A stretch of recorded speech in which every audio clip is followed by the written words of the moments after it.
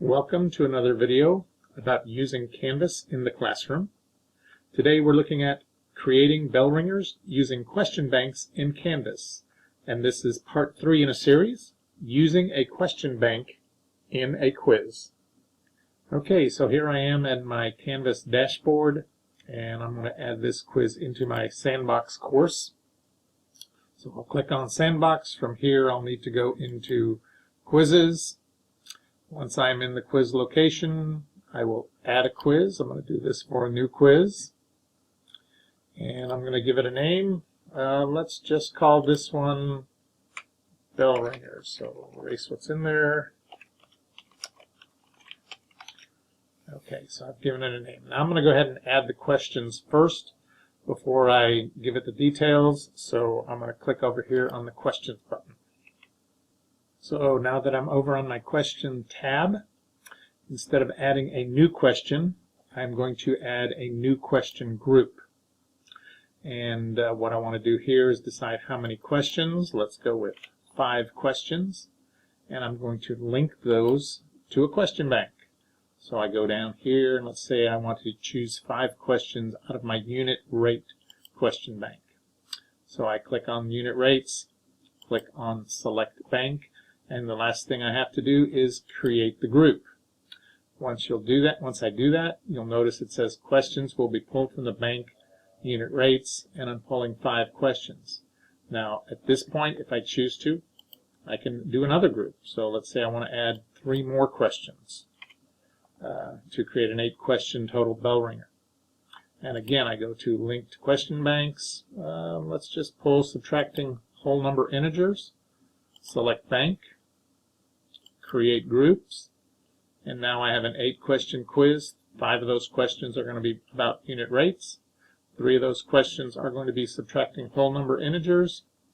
And once I've completed that, I want to go back to my details. Okay, so now that I'm back in my details, I want to set up how I want that to be taken by the students. So I'm going to set my options. So if there are multiple choice questions, probably want it to shuffle the answers. If I'm setting this as a bell ringer, I want to do a time limit, so maybe set 20 minutes. That way, if the students don't submit it after 20 minutes, it will submit it for them. I can decide if I want them to have multiple attempts. I definitely want them to see their quiz responses.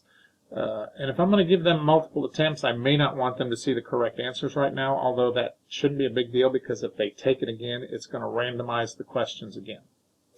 Okay, so I could let them see the correct answers if I choose to. I like to choose the option of showing 1 question at a time, but I don't like to lock the questions. That way, if they have a hard one, they can skip it and then come back to that one if it's going to take maybe a little bit more time. For a bell ringer, I probably won't require an access code. I'm going to assign it to everyone in the whole class, and I'm going to make it due today, and today's date happens to be the 29th. Okay, I'm also going to make it available on the 29th, and in this case I'm not going to send an end date, although I could maybe use the end of the 9 weeks as an end date. If they don't have it done by then, they won't get any credit for it.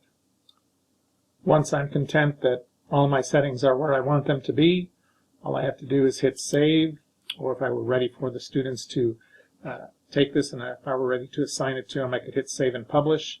If I just hit save, I will have to publish it before it will be available to the students. But just a quick look at what that might look like for the students. You can go to preview, and you'll see there are 8 questions that they would have to take. They are random questions. Now they will be randomized, but the first 5 will be the unit rate questions, and then the next 3 will be the other questions. So here, one of the things I like about the way I've set up the first ones, let's just enter in some random answers.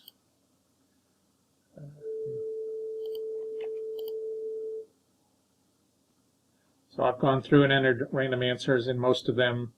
When I get to question 8, I am ready to submit the quiz. So I go ahead and submit it.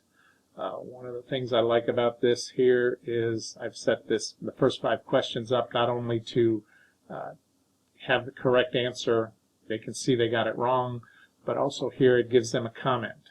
how they might have solved this problem. So not only am I giving the feedback for right and wrong, but I'm showing them some instructional help feedback as well, which is good for students.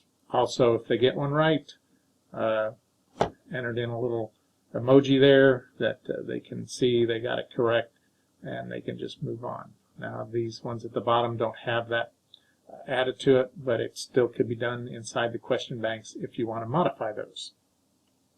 So as we continue this process, we're going to talk about emojis and adding those in Part 4, and in Part 5 we're going to look at putting those comments in the questions.